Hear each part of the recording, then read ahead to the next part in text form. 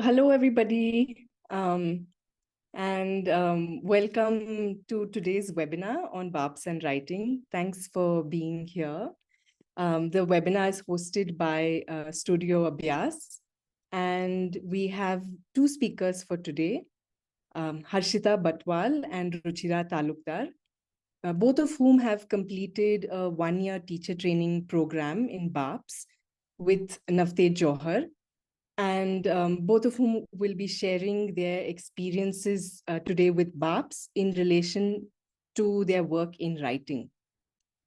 So just to briefly introduce them, Harshita Bathwal is a writer, researcher, and BARPS practitioner who's currently based in Bangalore.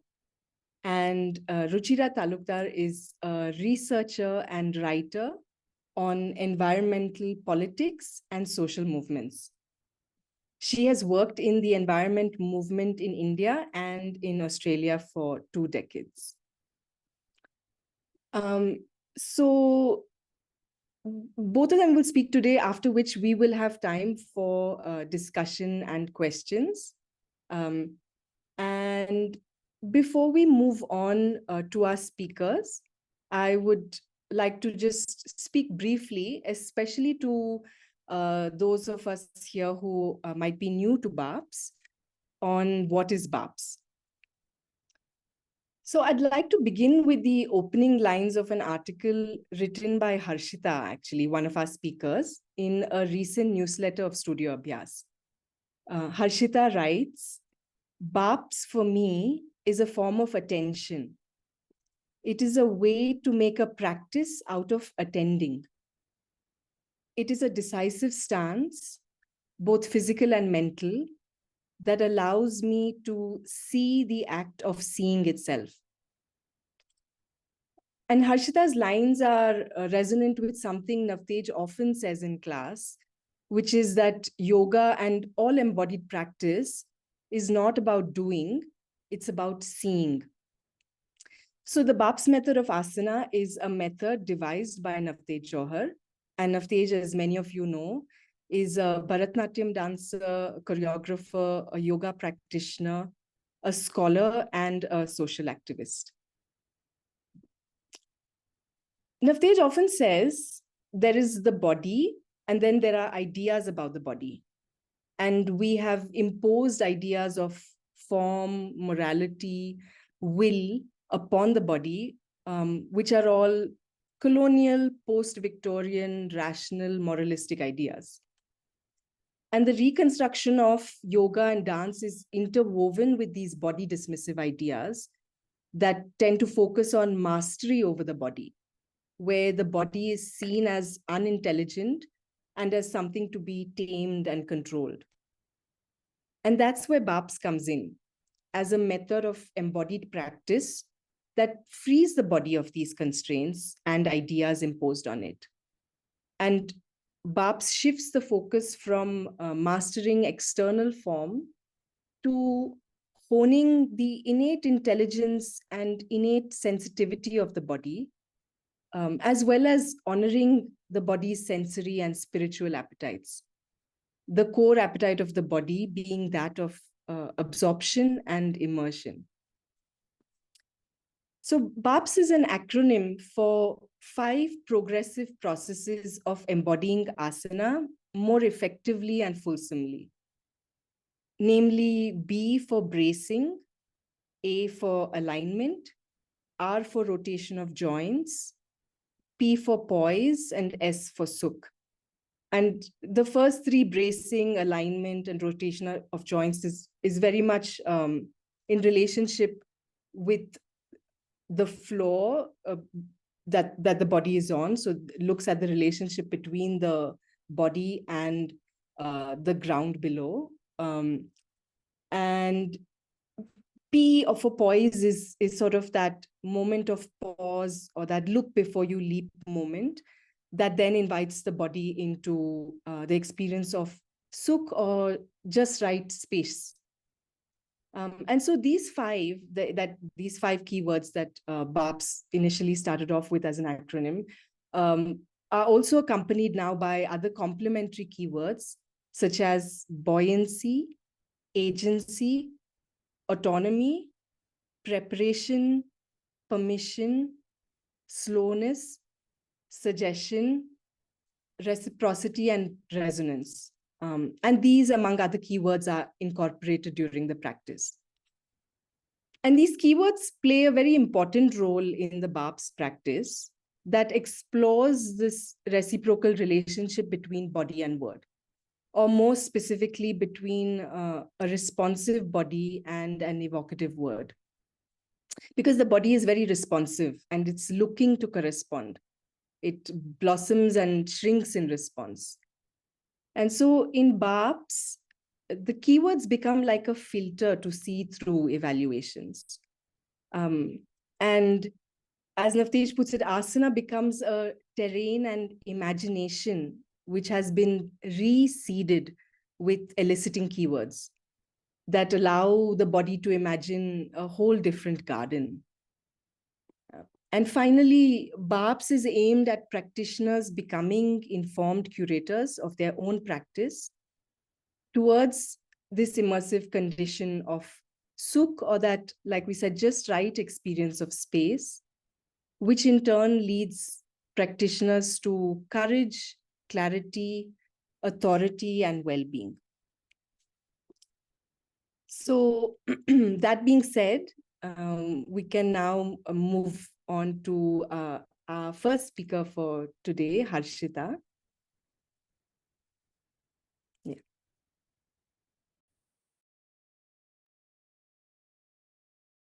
Everyone hear me? Okay. Yes. Thanks, Maria. It was, I was just wondering, how would you sum up BARPS? Because it's something which we all like put it in very different ways. So listening to you, it was very lovely. Like you summed it up in such a precise and concise manner. It was lovely to listen to you. Especially because there has been such a long break with practice for myself. I recently took up a new job, so I have been away from the mat for quite a while, and it's always nice to get back and listen to people speak about something that really helped me transform my relationship with my own writing practice. And so I would like to elaborate on that in this seminar. Uh, in this session, I'll be speaking about my own PhD writing process and how when I started practicing BARPS, something changed in my relationship to writing and also my subject of writing. Like my interest shifted a bit in what I was writing about. And also my whole understanding of language changed. I gave myself more permission to experience language in a outside the received understanding of linguistics. I tried to go outside of it in my own PhD writing, and I understand that PhD doesn't allow that kind of expansion of writing, but at least in my engagement with the subject of my PhD, that relationship was very palpable, that shift in the relationship. So I would briefly try to talk about it. It's difficult to talk about it. It's easier to write, but I would speak about it in a way I can. So basically, first I'll give a brief summary of what I am working on in my PhD. I'm looking at the art practice and personal diaries as well as photography of artist called Nasreen Mohammadi. She was born in Karachi, but she lived in majorly in different parts of the India, as well as she traveled a lot in the Middle East. So there are a lot of influences in her work. She practiced geometric abstraction or line-based drawings. And so what happened was, this was not what I was intending to do in my PhD, but as a result of practicing BARPS, it became easier for me to encounter Nasreen's works, and I would elaborate on it, how it happened. So the first thing that happens when that happened with me as a result of BARPS was, especially because we were doing it in the video mode, was that the word became a sensuous encounter. I'm not sure how it would have panned out if we were doing it in a physical mode, but because I joined the sessions during the straight after the pandemic, and so the word was a point of contact for me with other bodies. So it became a sensuous encounter, and instead of after words became a springboard for me for practice, as in there were evocative words used as keywords, which became the point of initiation of practice. But after a point of continuing practice, the practice itself started acting on the words, and that's when the transformation began, that your understanding of a language and writing started to change. And somewhere it felt like language losing something, like there was a process of loss there. But also it was a very fulfilling loss, as in it was not an hollow or empty loss, it was very rich loss. So there were certain words which stood out for me when we were practicing BARPS. Like Navtej often uses the term called internal efforting and external efforting, and preparing the body before you move. So how do you prepare when you're not moving? Prepare to move. So these things, and appetite, or a capacity inside your body. So these things made me understand that there is a space which you can conceive that is not external. There is a space within the body which you can work with, or which you can play around with. So, and once you start feeling that, and then you hear him speak, so what happens is that words themselves become spacious. So you start experiencing words like you experience your own body, and then from knowing and understanding, the shift happens to experiencing the words. And experiencing is different from feeling, because in feeling there is an understanding of structure involved, but in experiencing it is something, I would say that in very simple words, it comes before feeling.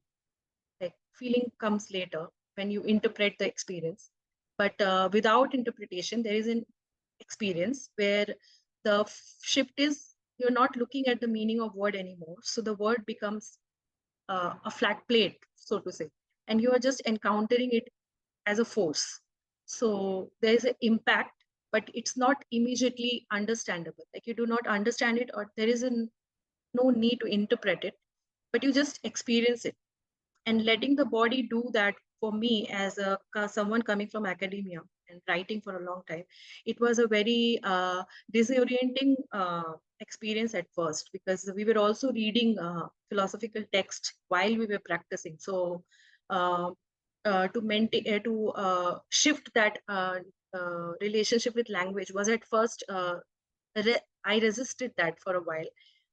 But as it happens by and by, I realized that it was actually assisting me in my writing, and everything, not only the words but also the tone of the words while the recording was being listened to, uh, and the repetition, like you are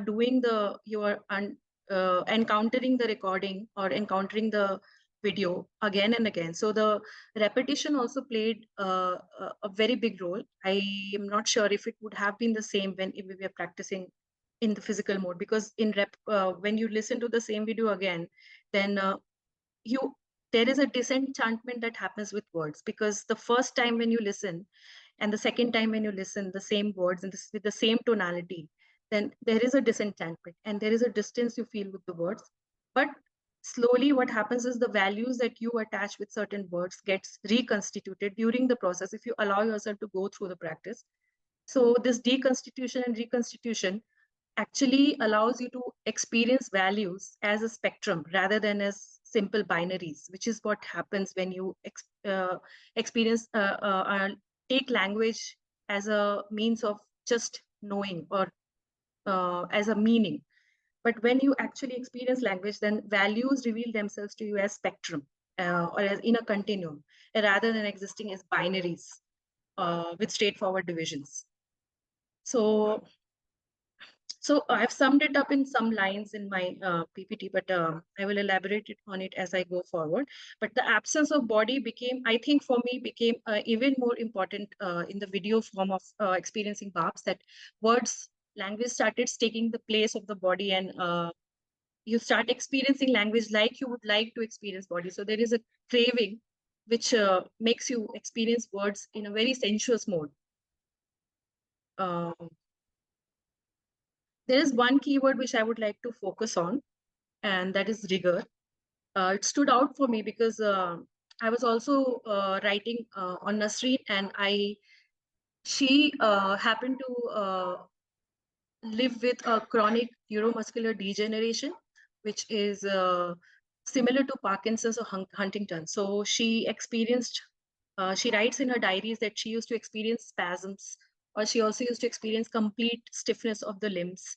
So, and there when I was reading on this experience, so rigor became for me something to understand in more depth, because the word rigor, when I went to its etymological roots, I came to know that it also means to be stiff or to be rigid, or the transformation of the body that happens post death. So I just wanted to explore this further, because this is a keyword which we had worked on in BARPS, and the methodology which we followed, and I wanted to bring some sort of alignment to how I understand rigor in my own practice. So the one quality which I got out of rigor, like when you practice with this keyword, is that some sort of solidity. Rigor for me represents some sort of solidity, and solidity for me can go in different directions. Like there can be a logic of entrapment in solidity, but at the same time there is a logic of expansion in solidity. So, and it is not something that is coming out of an intellectual uh, encounter with the experience of solidity, but you just, while you practice, you experience these two modes of solidity. Like there are times when your body becomes extremely rigid, and there are times when you feel that your body is solid but it's not rigid. So that nuanced difference between rigid and the shift from rigid to firm is something which I wanted to explore, and it became even more pertinent for me because I was looking at Nasreen, who was doing extremely disciplined line-based drawings, geometric line-based drawings, while at the same time she also had this different kind of relationship with her own body. So instead of falling into ableist kind of arguments about disability, I wanted to explore this in a more material. How do you experience body in a way that it informs your practice? So this is a diagram which I drew, trying to understand in what way solidity pans out, opening up the word from both the directions. Like if you just hollow out the word, considering that the word is a threshold, or it is something which is full of potentialities, then if you hollow it out, then there are these kind of other evocative words that emerge. Like there is rigid, then from rigid, the evocative words that emerge is that your body, it's related to death or immovability or austerity or stiffness or hardness. But there is also rootedness, like the tree. When there is something rooted, that is, there is a understanding of life there. So there is firmness, there is groundedness, there is also a sense of reliability. So these are some of the like prompts that came to my head when I was working with rigor, and also by the time I was also writing my PhD. So but then I also felt the need to not branch it out in that way. I wanted to see whether I can draw it in a line. So what happens when I move from entrapment to expansion? What is like, because I understood that there is some sort of understanding that I'm developing through movement. Like movement is playing a very important role. So here, instead of branching it out, I wanted to make it a line. And then I saw that there can be different points in a line, and the line can shift to any direction at any point of time. There can be quick jumps, like from rigid to firm. Like what is that jump about? Like if you see that, what is it that moves when you move from rigid to firm, or from austere to ground reliable?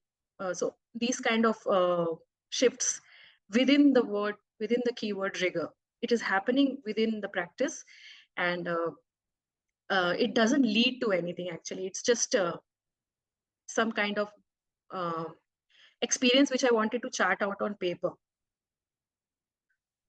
Then so these are some questions that emerged from my encounter with the keywords. That how do you tell rigidity from strength?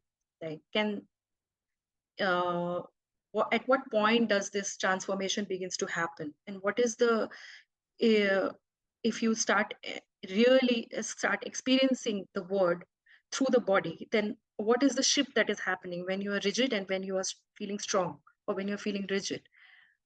Can the same body be rigid and firm? Like, if I am the one practicing, so can I be rigid and firm? These are actually questions which I wanted to, I'm not looking for an answer, but it is something which I want to experience, that am I able to experience rigidity and firmness? Can the body be rigid and firm at the same time? So uh, does rigidity and firmness have a common origin, or is there a capacity in the body which is inherent, which leads to these two directions and can be? And then the question of agency comes, like, do you have agency in movement when you move from rigidity to firmness, or from, and so what does it take actually to move from a rigid body to a firm body, or while remaining solid? So all these questions emerged with my, when my, in my experience with uh, the keyword based practice of BARPS. And this is just an example by using one keyword, but we can span out to other keywords and it can go in different directions.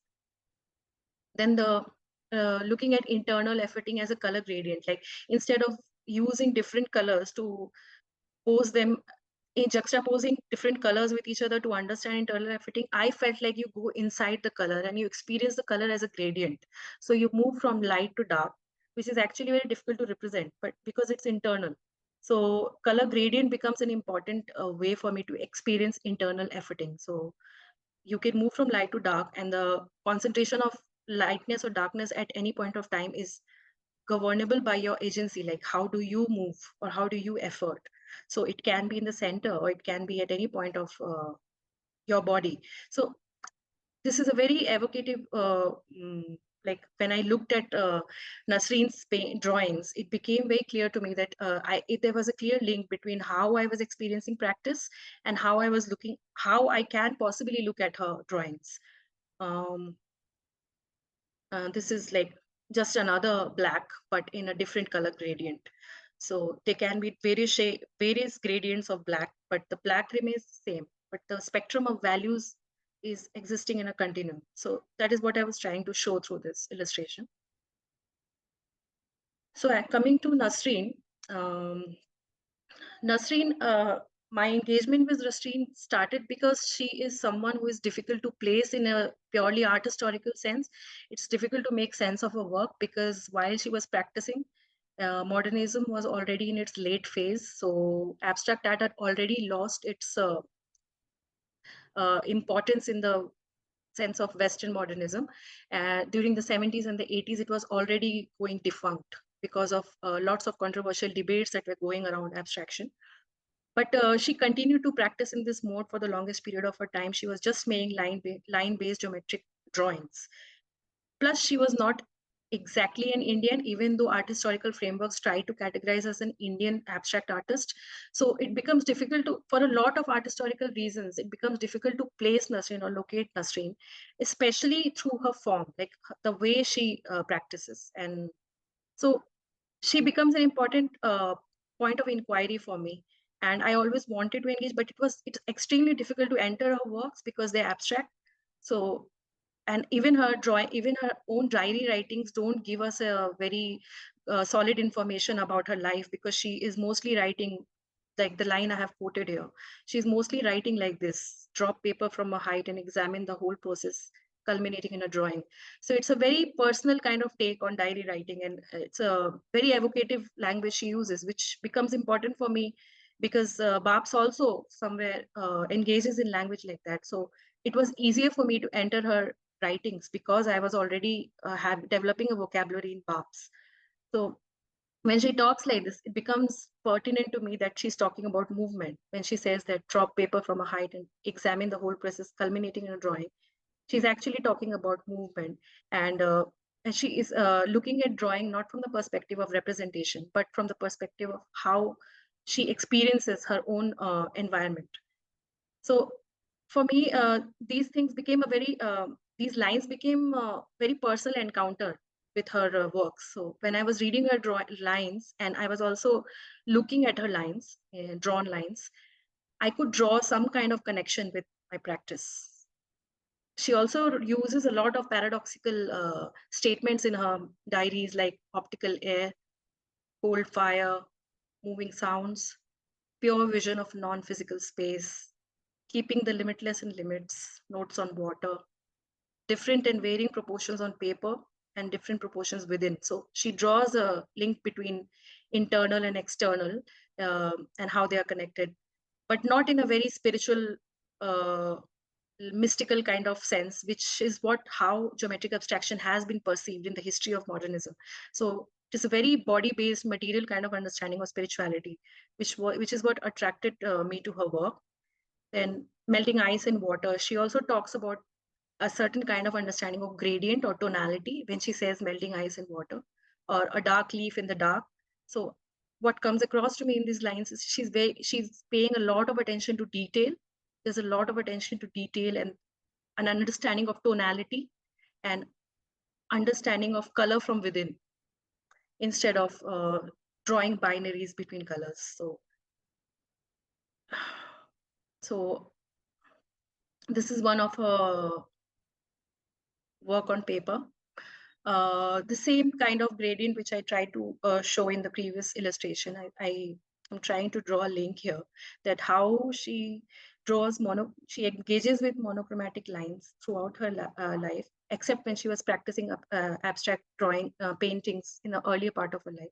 But for the most part, she was drawing black and white lines on paper, and how she brings out the tonalities of a single color is something which is she makes a practice out of a single line. Like her whole observation is based on a line, and how she expands from a line to a whole drawing is something which is extremely intensive process for me, and also a little bit you don't know how to enter such a work, because uh, she's doing a lot of things with the lines. It's not just a formal kind of understanding of line, but also she's opening up the uh, paper, the body of the paper from within, like when she draws this incision mark, and she consciously signs her name. She generally didn't used to sign her paintings, but she signs it Nasreen Mohammadi in the white part of the paper, signifying a certain sense of hiding and revealing, so this paper becomes like going inside the paper, something like that, like when you see the way she engages with the line. uh, Her whole so it is not purely a formalistic kind of work, because there is a philosophical understanding of line which is very, very visible in her works. Like how does she her whole value system can be expressed when you look at these lines, and when you read her diaries alongside that. There is a Even though she doesn't never signs her works, the only time she chooses to sign is like this, when there is a concealment happening. At the same time, there is a disappearance and emergence happening in the way she makes the lines. So it's very interesting for me how what she does with the line, and how the variety of movement that she's able to create, and the patterns that emerge. Um, the way it's very difficult to show exactly how the lines look like when you look at it from in a personal mode in an exhibition, because there are incision marks in her drawings, very clear incision marks. So it feels like she has a she wants to practice some kind of self restraint. So there are marks on the paper which are very rigid, so you can say that there is a preconceived idea of where the line should end. uh, but this is what is interesting about me, that when you encounter the work, there is a flow that is happening in the work, but at the same time, when you go closer, you can see that there are certain self-restraint she's exercising in the paper. So this oscillation between, flow and entrapment is something which I wanted to keep, instead of trying to solve this by going in one direction. I wanted to keep this oscillation, and as it is a very central part, I feel, of Nasreen's practice, that uh, because I did not want to discount the fact that she was experiencing a certain neuromuscular degeneration in her body, and at the same time she was maintaining this practice. So it becomes important for me that not to close off one to talk about the other. The body and the practice, in some way, it's a struggle to relate body and practice in the case of Nasreen. And one way for me was through BARPS, when we encounter like keeping this oscillation alive. And also this act of seeing, which Maria was talking about, how we focus on seeing in BARPS, and that seeing which we develop is an internal seeing. It's not like the organ of the eye, but the experience of seeing. So when you talk about seeing, and when you continuously sit with that idea of seeing, and then when I come back to the drawings of Nasreen, then I understand that there is a paradox here, that what I feel is that you cannot really focus on any part of the drawing, and you cannot even extract a form out of her drawings. You can only encounter the whole drawing at once, but there are visible patterns that emerge. But at the same time, if you follow the trace of one single line, you'll see that this can be very disorienting. So this, again, there is an oscillation between disorientation and emerging of a pattern. So when you go back, you see her drawing in all its scale, then there is a pattern that you can see. But when you try to enter the work, then it can be disorienting because the lines are very meandering, and it's not like she is following a very definitive path of the line. So so that is why it becomes important for me to use her practice to actually challenge the history of geometric abstraction, and how the logic and reconfigure the logic from the non-sensuousness of form to a sensuous, how form becomes sensuous. And instead form there is no longer any form. It is actually some temporal shapes that are happening, and it is entirely dependent on how you view the drawing. So it is very much dependent on viewer experience. And so these things actually started emerging for me through if I was not a part of embodied practice like BARPS, then I'm not sure if I would have been able to experience drawings of Nasreen like this, because I was entering her work through an idea of movement and an idea of the body. It was easier for me to drop all the notions that comes with an artist like Nasreen about post-colonial artist or a Muslim Islamic artist who's practicing Islamic aesthetics. It was easier for me to drop all that and just go into her work through an idea of sensuousness or temporality, moving the lines from a static to dynamism. So what shifts then? And at the same time, how her diary writings gave me a way to enter her works. This is another work on paper. It's extremely detailed, but when you follow, it's difficult to follow a single line, even though there are very visible patterns that are emerging, but it's the single line, tracing of a single line can be very disorienting. So I hope that I gave a little bit of sense of what it is that brought together my practice and my writing. But it is very, since it was an year engagement, it was not very long.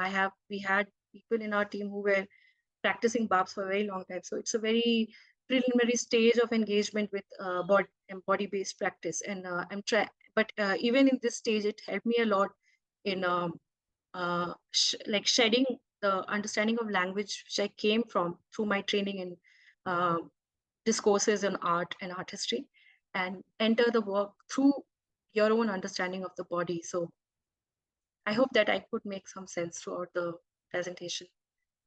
Thank you for giving me this opportunity. Thank you. Thank you, Harshita.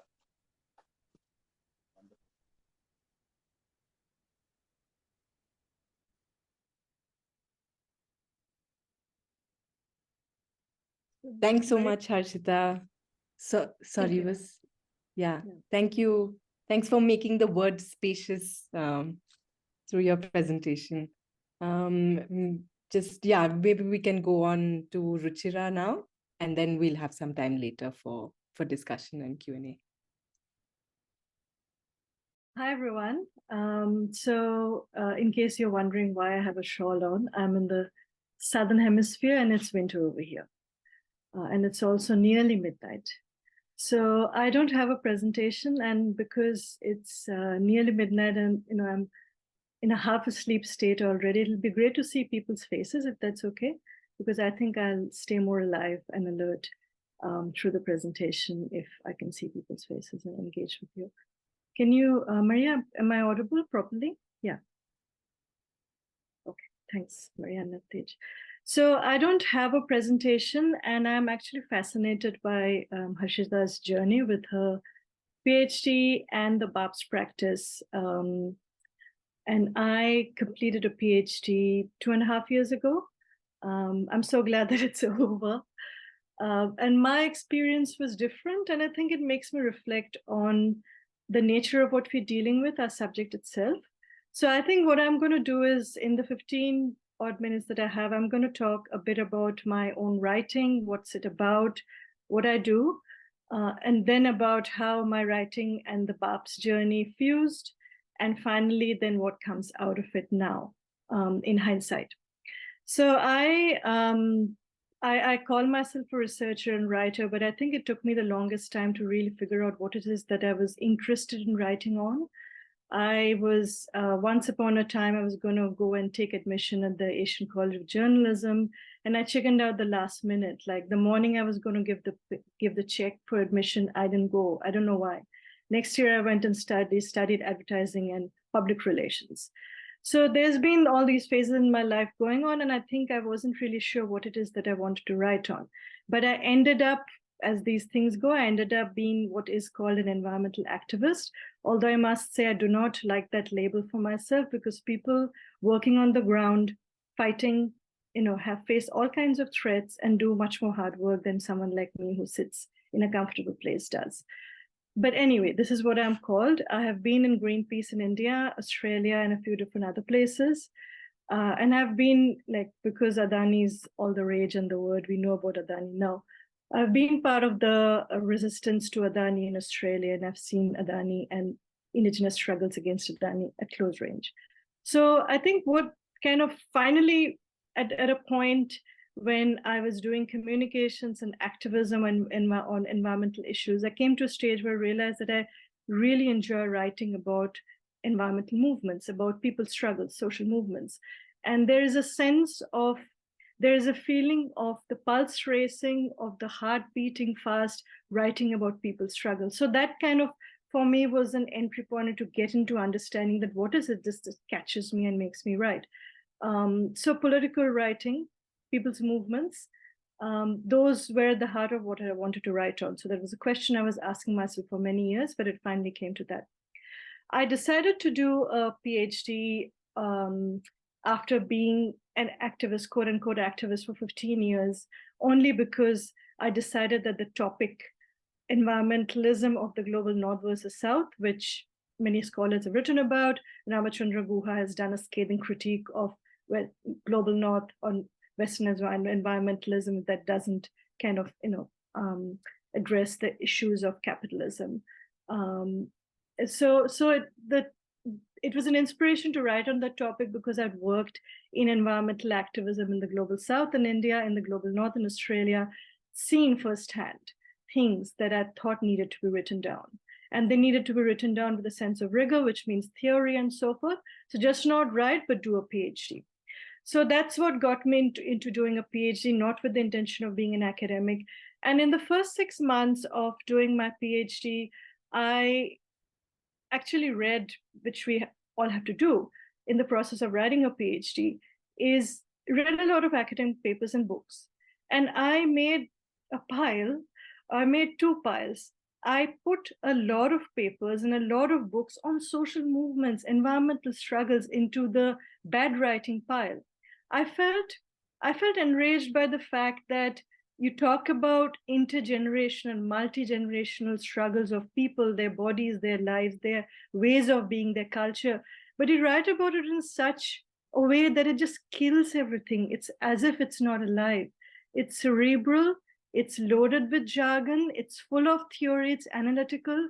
It's probably not even remotely accessible for the activists at all levels, even elite activists, really. it's not any of that. It's written entirely for the purpose of presenting in seminars and conferences and floating around high above anything that is related to the movement itself. There are exceptions, of course. Someone like Amita Bhaviskar is a beautiful interplay of both theory and just giving you what the lives and the worlds that she's studied as an anthropologist and sociologist are.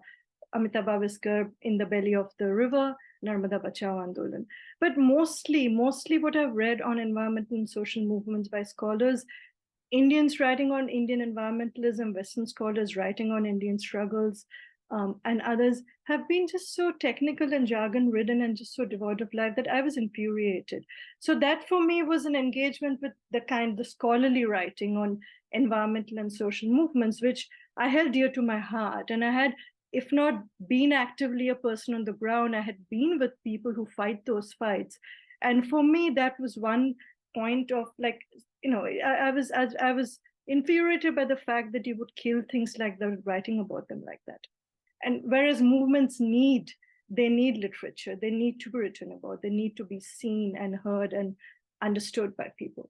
So it was at that point, that was in 2016, that I also, for the first time, so my first interaction, not a direct one, with our teacher, Navtej Johar, was not through, had not seen his performances ever till then, or been a yoga student with him. But my first point of interaction with Navtej was through his writing. So I've read an article of his either in India Today or Outlook in 2015, and it moved me. It was a moving article. It moved me. It carried me. It was lucid. It was cogent. It was coherent. It was powerful. It's all of those things. And he is a person of yoga and dance, and movement is the thing. So it really moved me. And I think I told myself at that point very clearly that I really have to learn from him. And it so happened that the next year I did go to a retreat in Rakkar with Navtej. It was the first time I ever did yoga with him. And then there was BARPS online when we all went into lockdown, and then I got into teachers training. So at the same time that I started writing my PhD, I also started the BARPS training. And there were some things that came through which gave me a bit more clarity into what it is that is going on with the process of writing. And those reflections are very different from what Harshita has, because I think that what we are writing about, the worlds we are entering with our PhD and scholarly work are very different. So these are some of my reflections from that. I'm just going to very quickly recap a couple of things I had said last year when I did a webinar, which was also very similar. So what happened is I just kind of discussed earlier that I realized that writing about environmental movements was my passion. I realized that. I also realized that there were times when I wrote articles, maybe creative writing or so, the best articles I wrote, or the most satisfactory articles I wrote, were when an experience wholly consumed me. And I was in its grip till I wrote it. Like when I did my fieldwork my Indian fieldwork was in Mahan in central India, where a community, Adivasi mostly, and Greenpeace were organizing against a coal mine. The rest is history because there were crackdowns after that. So when I went to Mahan for my fieldwork, and I went quite a few times, I was consumed by Mahan.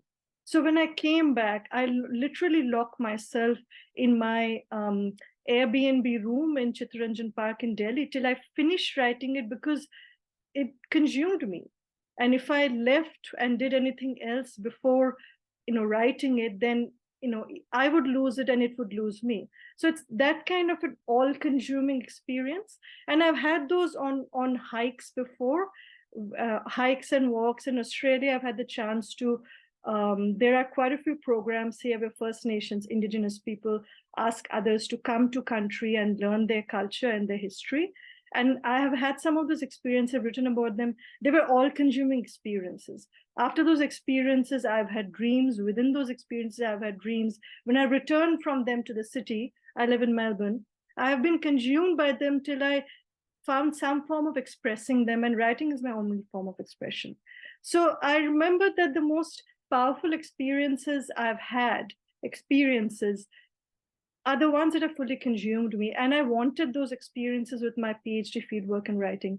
I'm just going to share one link of an article I had written, and I was very happy that I could write this for an Indian newspaper, The Mint, a Sunday feature on a walk along a songline, which is both maps, not cartographic maps, but maps that are sung into being by Indigenous people, and they walk the land with it. And I had that experience in Australia, and again, it consumed me.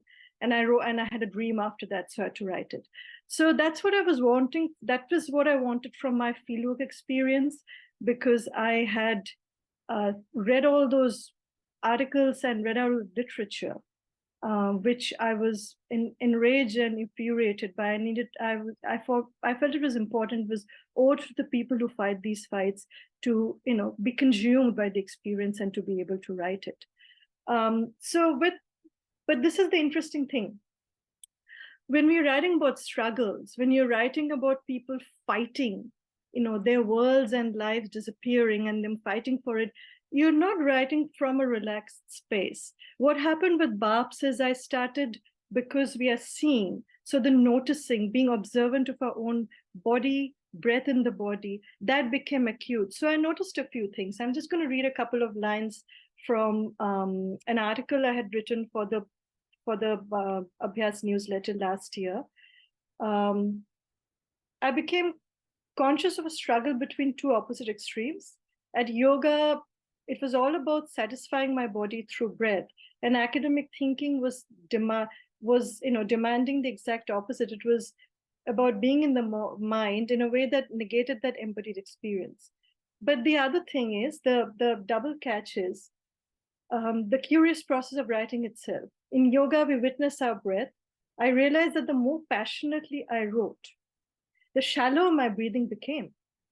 Finally, this led to a burnout. So what happened is I finished my PhD in 2021. I was determined to write a very accessible PhD that was engaging, because I was writing on environmental movements, Indigenous struggles. It was engaging, it was accessible, as has been said, and I'm now turning it into a book, and it's an agonizing process writing the manuscript. So that happened, but at the same time, 4 years of shallow breathing and passionate writing just undid me. Like I took it. So where is the, because I'm writing about politics and struggles. I was writing it all from my stomach. I didn't want to write it from my head because it would be cerebral, just like those papers that I had eliminated and categorized as bad writing. So I was writing from my stomach. And in the last 3 months of my PhD, of submission of my PhD, I could not do our BARPS sessions, because even doing one BARPS session made me realize how the body was abused in that state of finishing a thesis. And I couldn't even allow myself that. I couldn't allow myself a moment to breathe well, because if I did, the body would say, I am feeling so abused. And I didn't have the time, the ticking clock. So it was quite crazy. For the last 3 months, I actually had to stop doing yoga. After finishing my thesis, we were in deep lockdown, so I had no respite. I had to immediately start doing other research projects to put food on my table. And I had a mental burnout. My mind actually, I wrote in the article that I was quoting from, I actually felt like my own, I could smell my brain burning. That's how it felt back. And my gut was completely gutted. So then after that, it was a process of coming back out of there. And the teachers training started the year after, and I did the teachers training, and that was a time of normalcy in my life, kind of a year after the PhD is finished. So I'm not going through that intense process of the pressure of finishing something, the determination to write something accessible, writing from my stomach about political issues, and so on and so forth. So that kind of gave me the time to recalibrate and understand what's going on and how to make this sustainable, because it's got to be sustainable on the body.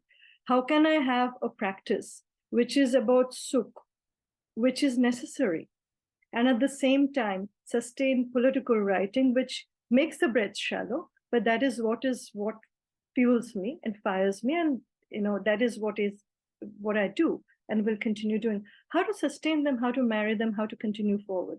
So this is the other part, and this is something we so-called activists, writers on social movements don't focus on enough. The other world. So the worlds that we talk about, and I mentioned Amita Bhaviskar, she does this beautifully, and there are very few people who do this often enough.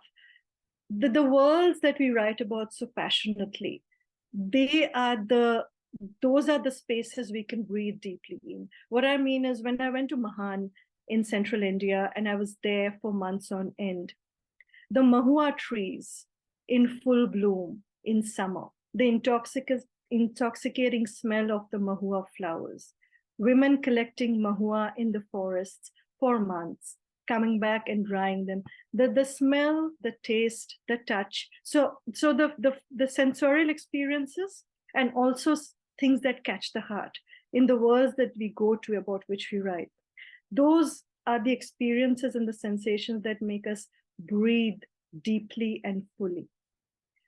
We don't often enough, in writing about struggles, in writing about politics, in writing about all those laws that the government's changing, all the forests that they're cutting down, and so on and so forth, we don't often enough write those worlds into existence. And if we do, then we ourselves breathe better. People read something that make them breathe better.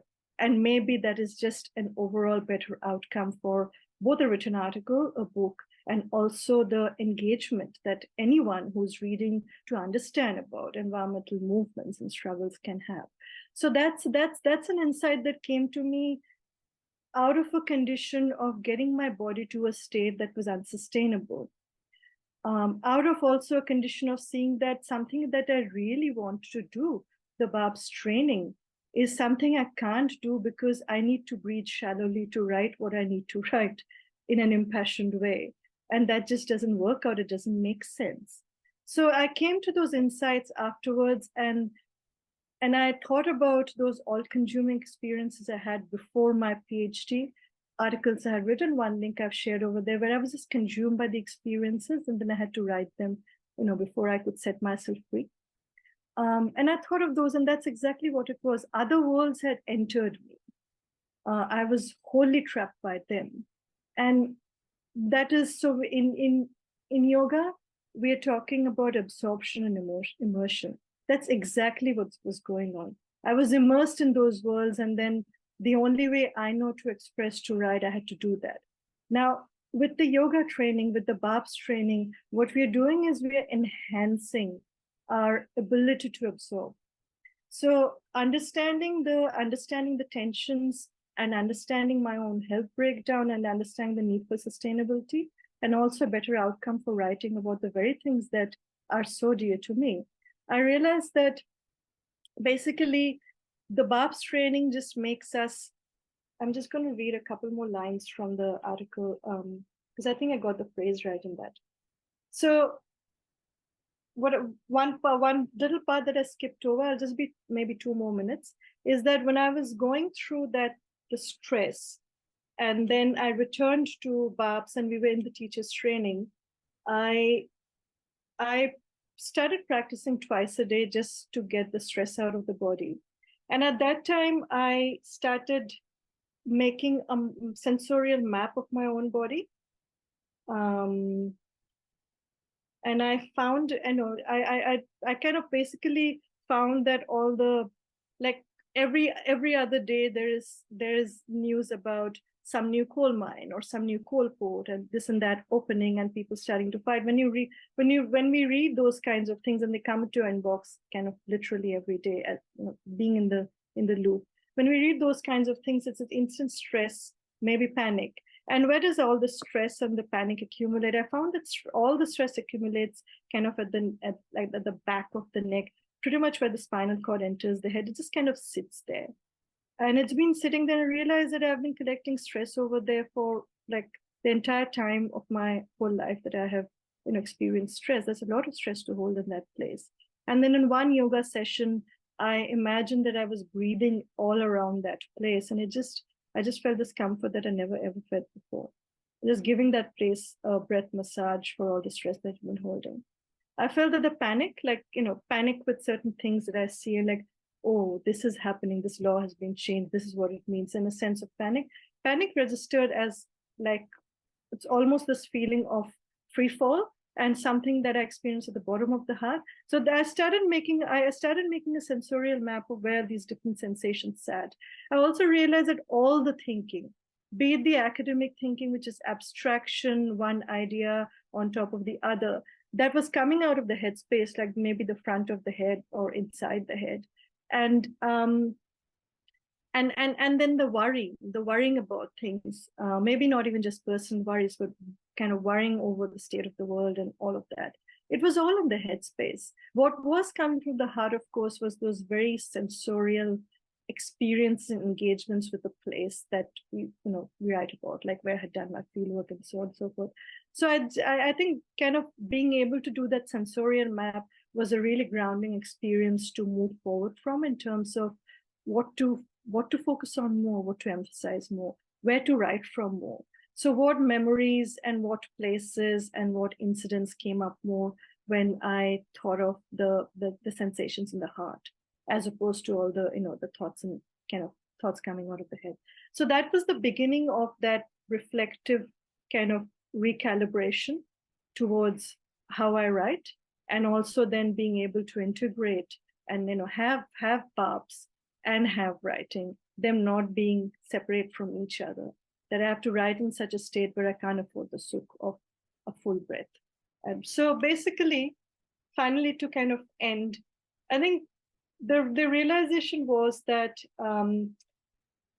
so BARPS leaves us in a state of sensorial emboldenment, the body in a state of sensorial emboldenment.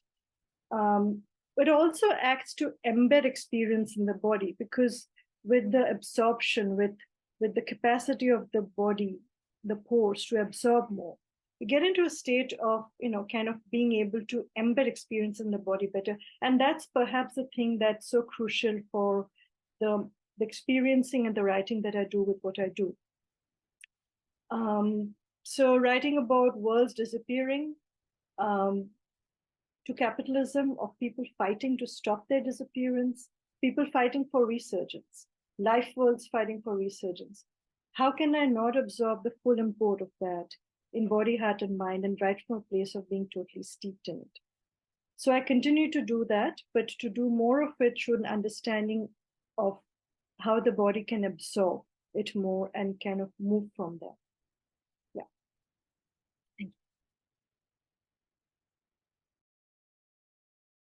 Thanks, Ruchira, for sharing on your process of writing and where it comes from and what are the after effects on the body and breath of it. So I think we have about 20 minutes now. So let's open up for responses, discussion, questions. Yeah. So inviting either Harshita or Ruchira, if you have any sort of responses to each other that you want to share, or from anyone actually in anyone who's attending now, can feel free to just unmute and speak. I just want to say thank you to both of you for such wonderful articulations. And I know it's not easy. It's not easy to put these things into words. These are experiences. But I think both of you have done a very good job, because you've both come from different perspectives, so to speak. And I really enjoyed it. And I really like when Harshita was talking about, how the word kind of, I realized as Harshita was talking, that the word, the way we use it in BARPS, or the way perhaps words are, because they're evocative and the body is responsive. And the thing is that the body is ever experiencing. It's not that the body experiences intermittently. The body is ever experiencing, except that we don't have, these experiences don't come under the radar, because for whatever reasons. And a word becomes like a lens to identify an experience and to catch an experience, maybe even trigger an experience, but at least there is an experience. Like, and how word identifies an experience, and then how the experience gains a life of its own, as you said, to further, invest in the word or inform the word and change the word. So this loop between body and word, I think it excites me, and every time I hear about it, it excites me, and it excited me to see how you spoke about it, Harshita.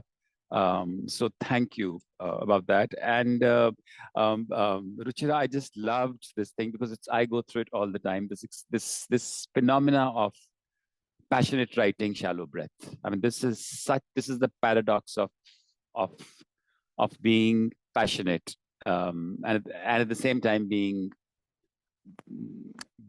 fully occupying your body with like a fulsome breath. Like, if I have a fulsome breath, I'm really occupying my body.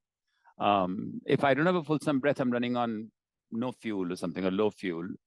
And I'm being dismissive of the body. So this, I think, is such a quandary, and more so today than ever before, as life is becoming more and more intense, and the crisis of, the level of crisis is just kind of rising at such a rapid rate, if people choose to see it, of course. So I think this is going to be a huge challenge. So I'm very glad that you actually caught it, because it requires catching and identifying, and then and also to be able to articulate it, and articulate it not like a complaint, but articulate it as a reality, that there is a correlation between passionate involvement and shallow breath. And on the other hand, there is such a deep need, a yearning, not even a need, an appetite of, just for the sake of well-being, to be able to breathe deeply and to be, in order for me to see clearly. I mean, it's like, in order for me to see clearly, I have to really be. I have to be in my body, and so it's a paradox, and it's going to be a paradox that I think will stay with you. It's going to stay with me, I know, till the end of my life, because there is no solution to this. I just have to negotiate and be smarter about it. Because yes, life is exciting, life is challenging, life is provocative. And I'm a provoked being, and I get excited and impassioned, even. And then, so yeah, it's a catch-22. But then on the other hand, there is also something else, which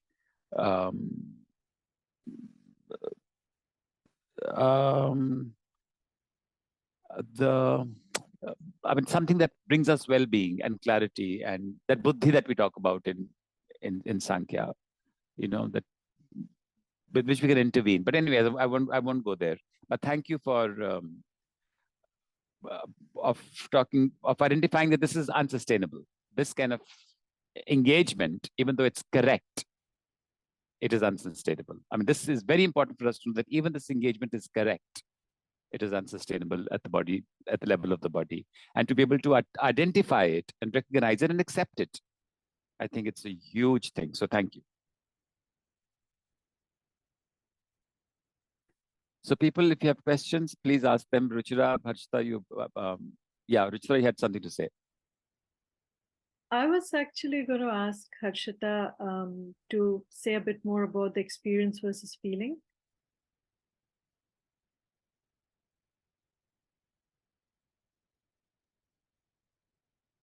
Actually, I remember this coming to me first when we were doing this keyword bhavna.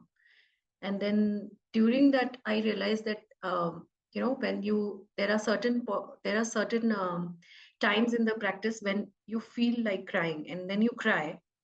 But actually it is not, it's a very, like, I don't want to attach any meaning to that crying. Like, it's just a bodily response. So that's a sensation that is generated in the body, and you cry.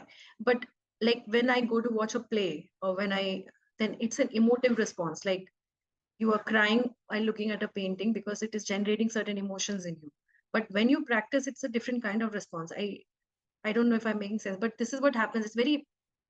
It doesn't have any preconceived, it is not coming with any preconceived structures of how, like, anger, sad, or all these things. But it's just something, it's a response from the body. And it was so freeing to understand that difference, that experience versus feeling. Like feeling is something which comes with a lot of something which you have experienced in the past, and all those meanings that come attached with certain bodily responses. But when you're practicing, then you get a chance to experience that same response, but without that baggage.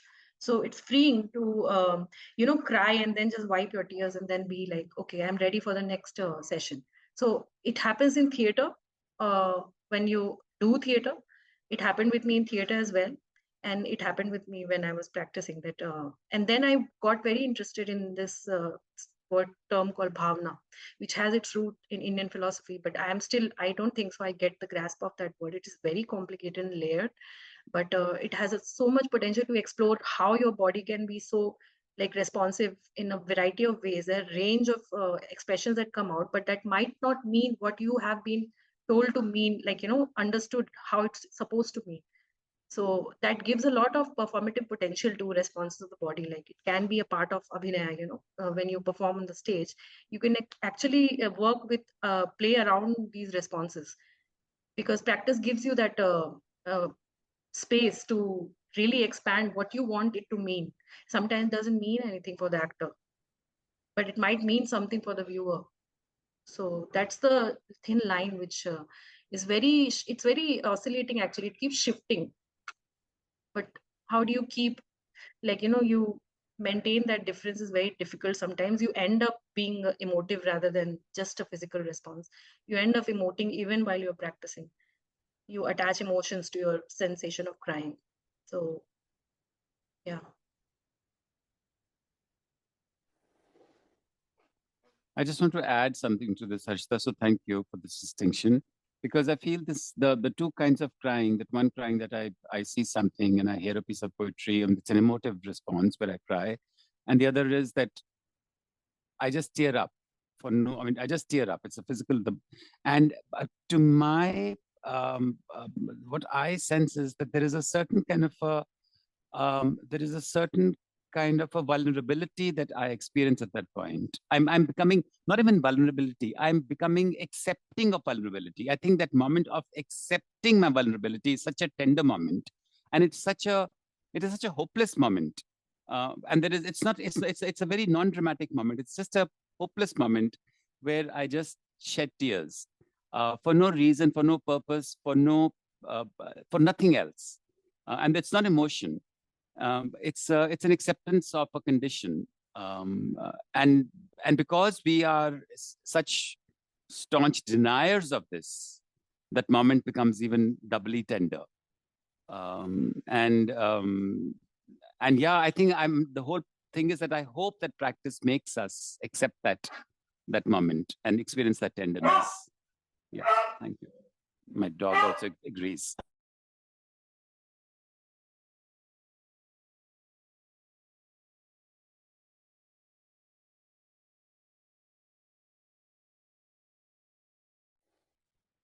People, if there are any questions, or if you have to, Harshita, do you have anything for Ruchira or people?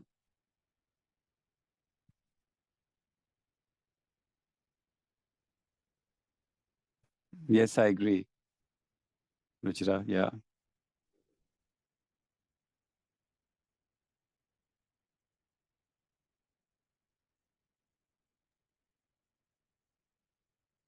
Navtej, maybe you could, because this kind of briefly, last year we had the webinar, and I think we started in talking a little bit about art and activism. I think maybe it's a good time for you, like your experience and, kind of like what you got, like, basically with the farmers' protests.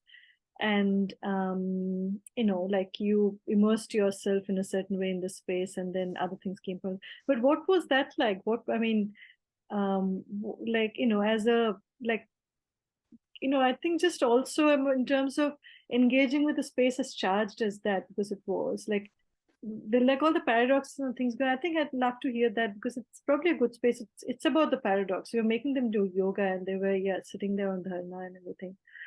Maybe you could, Yeah. There are no other questions. I think it really comes back to, I mean, there are, I think it really comes back to a sense of commitment and a sense of discipline, actually, in the right sense. Because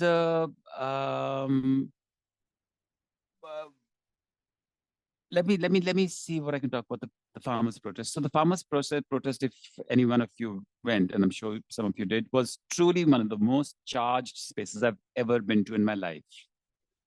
And I remember I walked in there and I started crying.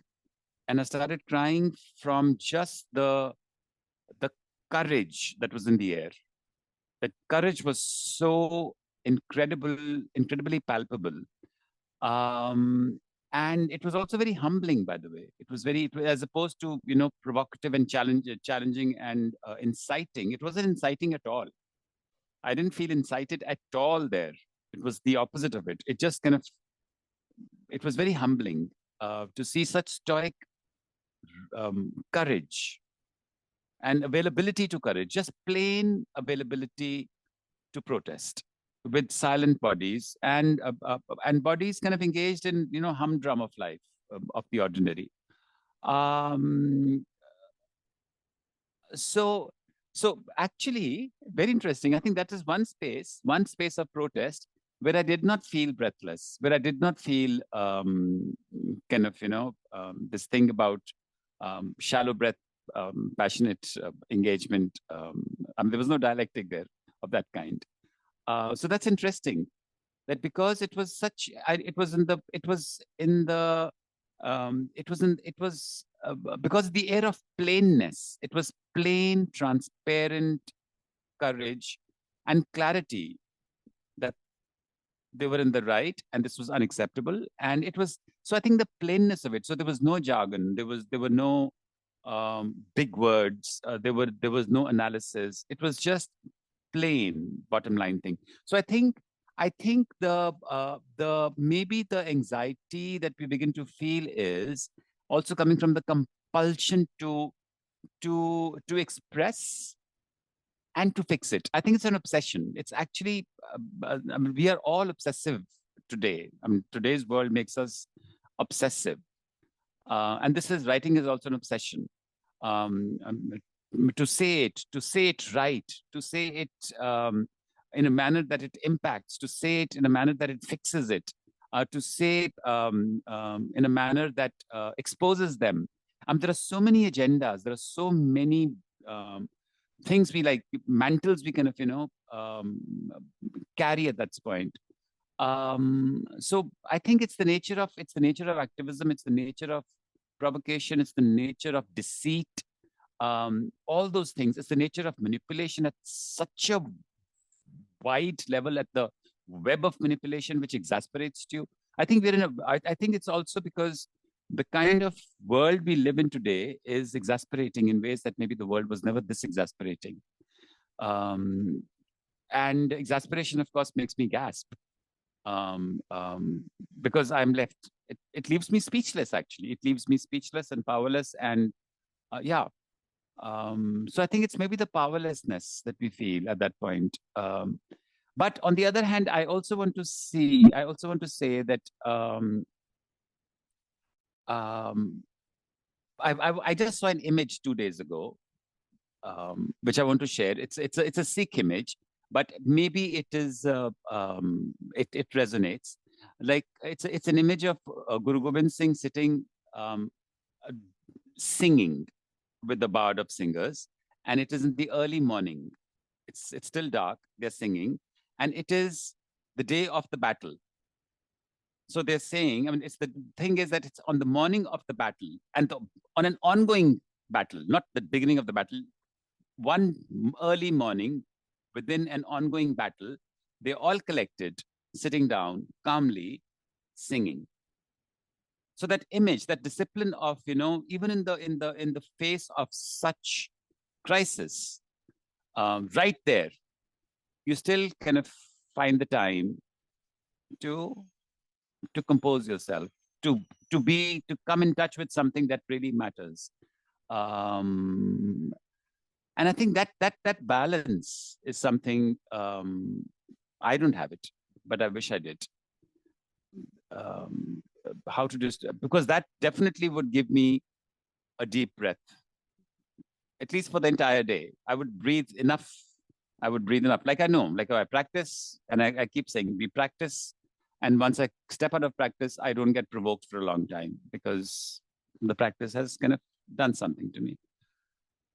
So, so yeah, I think these two things I like to say, that the regularity of practice, and the prioritizing of practice, even in the face of deadlines. These are deadlines. Like Ruchira, you put off practice and attending classes because there was a deadline. I do the same. Deadline becomes the tyranny of deadlines. There's a tyranny to them. Of course, it's also the tyranny of perfection and all these things. So, so I think this is an ongoing battle. This is an ongoing thing, and the water is rising. Literally, the water of exasperation and all these things is rising. So I think we have to really make a decision as to how do we resist, but at the same time, how do we still stay invested in self-preservation? Because my first dharma is self-preservation, no matter what, and it's not selfish. And as I said in the farmers' protest, I think that clarity of simplicity, a certain kind of an integrity, which didn't make me lose my breath, so to speak. In fact, it gave me breath. That was quite remarkable. That the protest kind of nurtured me, as opposed to exhaust me or empty me out. So I think it's the nature of, maybe the nature of protest, or how we see it, or how it is presented, and also maybe the spaces within which these protests are presented. So yeah, so I don't know if I've answered your question, but I think this is an ongoing thing. And as I said, the water is rising. I mean, I read the news every morning, and I haven't seen or heard of any of these things ever in my life before, that are becoming like a common occurrence today. And be it ecology, be it the world, be it politics, be it anything. So how do we learn to preserve ourselves? What do we do to preserve ourselves? And also protect ourselves from our own sense of guilt, because that's a huge, it's like a rot. It eats me up from the inside. So yeah, I hope that helped.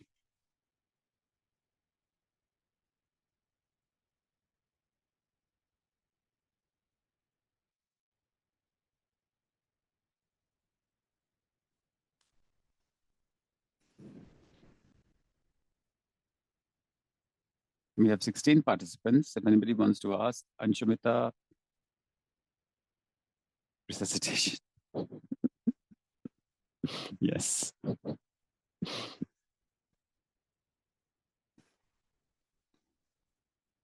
Okay, so it's 8 on the dot. If we want to close, we can. We have more time, but if there's no question, or people don't want to say or ask anything, then we can. Right, Maria? You think we can close? Unless somebody. Oh, Soumya. Hi. Firstly, thank you so much for the lectures. I wanted to something that hit me was when Ruchira, you spoke about the sensorial map, and how different experiences, you were able to notice that different experiences were getting stored in different parts of your body, and then making the conscious choice of when you're writing to kind of know where are you writing from. If you could share some example of when you wrote from a certain part of the body, how that experience kind of translated or came about in words. Yeah, thanks. Very nice question. Yeah. So yes, I mean, I realized that like just the body being really sensitive and being able to see it, I just kind of these different places like even ideas or abstract thinking was circulating in the head, worrying was circulating in the head, stress was kind of all getting trapped just at the top of the spine where the spine enters the head. But they were filled. So when I was like, I don't know if I can show, well, maybe I can't show an image right now. So I did my PhD fieldwork in central India, and I went there quite a few times. Singrauli district, Mahan, in the forests. So in summer, in early summer, springtime in forests in central India, the mahua tree is in full bloom, and the mahua tree is a lifeline of Adivasi people.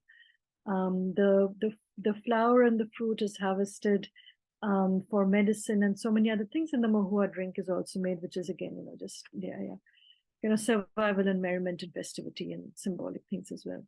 So when I was in Mahan and for my field work, and this was after the struggle was over, they had stopped the coal mine they were fighting to stop. They were celebrating the victory. I first went to Mahan when they had their first year anniversary, and it felt like a dream. Like it really felt like a dream, and I wanted to write about it as such.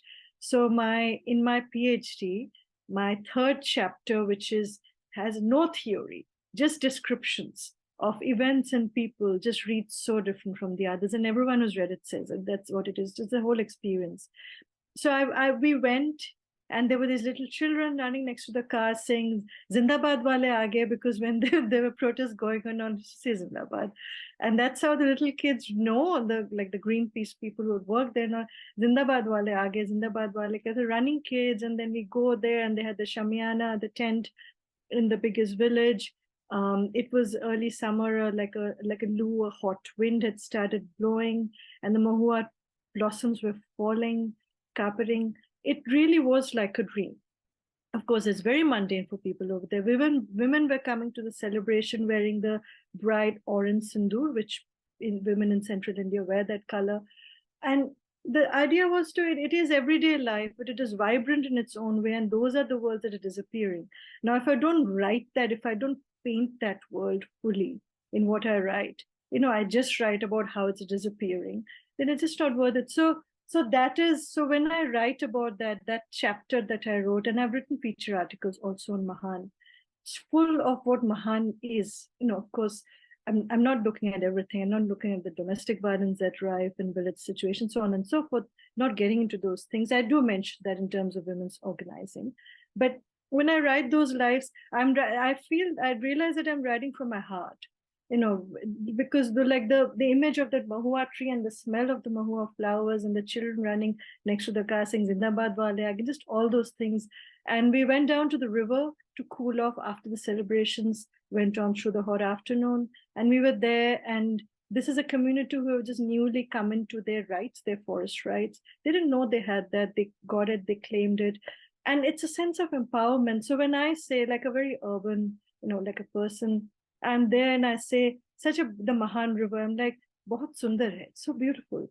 And they're like, jo bhi hai, hamara hai. And those conversations just hit you right in the heart. It's not happening from the head. You just register all that in the heart. So when I write those things, when I capture that, and I said that when you step into that world, that world consumes you. And you come back, you just to write it before you write it to escape it.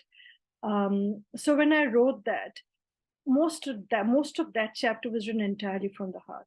Of course, there were parts about the stress when I was writing about moments in the movement when they were this close to the forest being raised and so on and so forth. That was shallow breathing, of course. but when you're writing about people, when I'm writing about someone's movement through the forest and how they mark trees to be stopped from felling and all that, I just feel that I'm writing from different space. There is love, there is passion, there's all those things, but it's deeper than the stressful writing.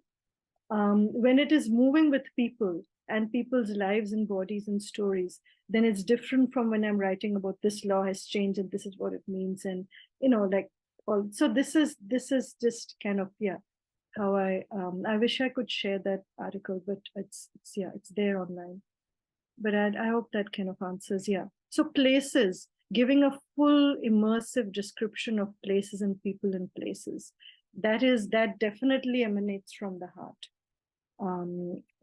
Not from those abstract or disembodied places of writing. And when someone reads it, they're equally transported from those places. Ruchira, I just want to kind of probe you a little further. So when you're writing from the heart, when you say you're writing from the heart, is it also that when we write from the heart, especially if you're writing from the heart, recalling a lived experience, then that means that I also kind of experience that experience. And that experience that I re-experience might not be experienced in the heart. It perhaps is experienced in other parts of the body. I recall it in a sensory fashion. And it's not necessarily the heart. The heart maybe is like, the aggregate of that experience because it's an emotional or it's some, but I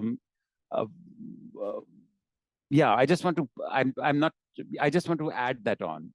And maybe you even have things to say to this, that writing from the heart is also actually writing from the body, from experienced body that, like recalling the sweaty palms, if it's a bad thing, if it's a bad experience, or recalling the excitement or the tingling in the body or whatever. Because we re-experience those joys and pains, especially when we are trying to recreate an immersive experience. It's not a reportage. You're not reporting it. You are offering an immersive experience. So the body becomes like a conduit of recall, re-experience, and rescribe. That's right. I think I forgot to, because when I was reading from that article, I think I did say that it's basically kind of writing those memories, which kind of there was an intense engagement of the senses and the heart. So yes, when I'm writing those descriptions, and I just remember how strong the smell of the mahua blossoms was in the air. What something felt like, the sand on the floor of the Mahan River felt like on my skin, and the water on a hot day, and the cool water on a hot day, and just all those, like the sensorial enlivening, and just bringing that, and yes, other parts of the body, exactly. Right, there was and this thing with that. So it's writing from memory, and the heart is very engaged, and other parts of the body are too. But definitely, there's this other experience I want to recount where and again, this is not beyond belief and disbelief. These are experiences with the body. And I've written some articles on walking and being in places which have been intense experiences with the body. Happy to share another link if anyone wants to read it. So I was in the center of the Australia, Uluru. It's Ayers Rock Uluru is the Aboriginal word for it. That massive rock in the center of Australia, and it's red desert around. And we were there with the traditional owners, the indigenous people of that area. And again, it was a welcome to our land and learn our culture and our history, kind of a study tour for some of us. While I was there was a lot of pondering for all of us about our own ancestry and all of that. And I think my grandmother, my father's mother, was on my mind, because she had a rural life, and she was the last link for someone like me to a rural ecological kind of life, which we had then cut off from, having moved to the city. But it just so happened that sitting with indigenous older women from that tribe there was a point when I was dozing off almost. It was a warm afternoon, and suddenly I felt like something leapt out of my body. I felt something leaping out of my body. And I opened my eyes and I look in front of me in the desert. I see a vision of my grandma.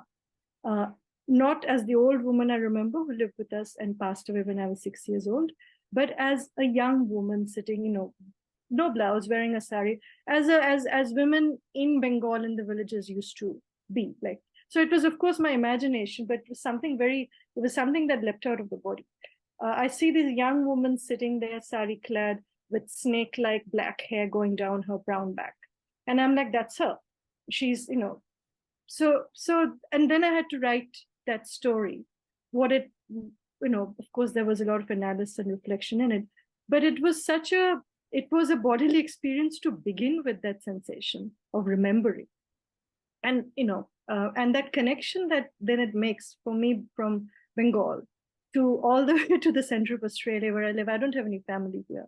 What that means. So that experience itself came out of the body. And then it made me wonder about what it all means. And then I wrote a story about it. It was very heady. I wanted to add to what Navtej was saying about, writing is how there's re-inscription and re-experiencing and recalling. All these things are part of when you write. So, and then when you remember that how you were feeling at what part of your body. So, but I also felt that, when you write something and when something excites you, when there is an idea that comes to your head, which is very exciting, my first impulse is to leave writing. Like, I just want to be with that idea. And just, it's a little bit of ego response, I feel, but also you want to be there for a while, and it's just very counterproductive, actually. Good ideas, you don't end up writing. You end up relishing that idea so much that at the end of the day, you stop writing. And then then you need time. I mean, that the intensity is so strong that you need time to settle down. Then you can go back to writing. But right when the idea comes, my first response is to leave. It has always happened with me without fail, that every time I get some kind of epiphanic, like, okay, this is making sense, I leave writing and I pause for days, like 7-8 days. And then I come back, and then I really settle down and find that, okay, it was exciting at that point of time, but right now needs to make sense in the context of what I'm writing. So it has its own life, idea has its own life. And when you actually put it down on paper, then it has a different kind of life. And it's very interesting that immersion, very important part of immersion, which I understood through a lot of things, through my engagement with curating exhibitions and my engagement with theater as well as BARPS, that, you need to drop the activity for long periods of time to actually immerse. Like, that space, when you give that space to yourself, when you come back, then you feel that there is a flow, and you are constantly there, even while you're not actually doing it in appearance, but you're doing it somehow. And when I used to come back to my practice after days, and I could see that link, it was so satisfying to know that there is a link even between in interim periods. Like, there is a definitive link between the interim periods, which you feel like you're taking a break, but actually it's like a very straight line. Like, and you're braced the whole time. Like, if I use the word brace, you feel like you're braced the whole time, and it leads to a lot of like, you come to a lot of conclusions through that interim periods. So that is very important part of immersion for me. Can I quickly join with that? I was resisting words, actually, because a lot of what all of you are saying is, it's like I'm in the middle of finishing my doctoral work, and I'm in a section called Writing by the Body, Sense, Sensation, and Creation. So it really felt like, an uncanny community, which I was very grateful for. But thank you for that image. What was coming to my mind actually was, between inhalation and exhalation, sometimes there's a period where you don't breathe, like a period of no breath almost. And also the gaps between words that actually make sentences possible, So how silence and sound are also sort of interwoven, braided together. So that moment when you don't when you don't allow yourself immediate meaning and you just allow yourself to stay with the experience and then return to the link, these were the two associations that were coming to my mind that can be nourishing in its own right, I suppose, just that experience of no threat as well, that pause, that reconfigures experience perhaps. That is what I wanted to sort of join with. And I was also thinking sometimes about how this kind of an experience has been more moving, equally moving or more moving in some ways, both at the level of somatic practice or writing as a somatic practice, actually, where I sometimes think about whether the sense of identification with our body nourishes us in a certain way, but there are moments where I also am able to disidentify myself with my body, and that can be expansive in a certain way too. So I was thinking of this, idea, and when you're talking about hyper poetry, they speak about moga, and they talk about an egolessness of the self, where then you don't write on an object, you write as an object, but you have to be able to become that empty, from within, to be able to let that, object enter in a certain way. So I couldn't help but sort of remember that, also because of the way you took us inside the drawings, which really felt to me was like an underwater view. So I just wanted to sort of quickly join with these associations because the presentations demanded it, I thought. So thank you very much. I'm feeling very nourished. Just that. Thank you. Thanks, Anchimita. I just want to add, this is getting exciting, but I also feel that, we are at the brink of something. Perhaps we are always at the brink of something, and we shall remain there. But this thing that you talked about, the gap between the inhale and the exhale, and the gap between the words, and the gaps where the gap becomes like a pondering, yeah.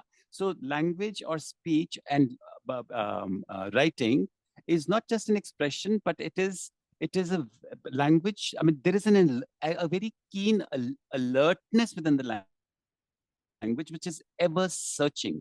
It's like the word is searching for the next word, so to speak. Yeah. And this to me this relates to BARPS, because it is like when we begin to identify sensations and how one sensation kind of ushers the next sensation, or recognizes. It's not perhaps searching, but it accepts and recognizes or throw light upon, like one sensation throwing light upon the next sensation, and the whole web of sensations begins, or the patch of sensation begins to come alive. So I think, and that moment of searching is, of course, it's a very curious place, and there is no ego there at that point. It's like mujhe nahi pata. It's like mujhe nahi pata. It's a mujhe nahi pata moment. Of course, it can also be a panic moment. There is a bit of panic moment too. But on the other hand, it's also a very humbling moment, and it's a very it's good. So I memean, thank you. No, thank you. That is just, I loved the words that have come from you. And you have, this is a separate conversation also on our page, but I'm also, my journey perhaps with writing started with wanting to understand the experience of silence in writing, and I remember in one of our earliest classes, in Taming the Sensory Body, you had once asked us to identify what evokes the bhav within. And for me, the word was silence, so which you elaborated on. But what you've just said makes me take in a deep breath, because that was just a lovely exposition. Thank you. Because it actually takes the onus off me somehow, the onus of already knowing. You see, that is the tyranny, that we should come there already knowing. But if language itself searches in the moment, then I shall never know, because I don't know what should. So that takes the burden of knowing and makes me because knowledge structures experience, because it's almost so I don't know anymore what it means to be free, because body of my experience has been structured, Right.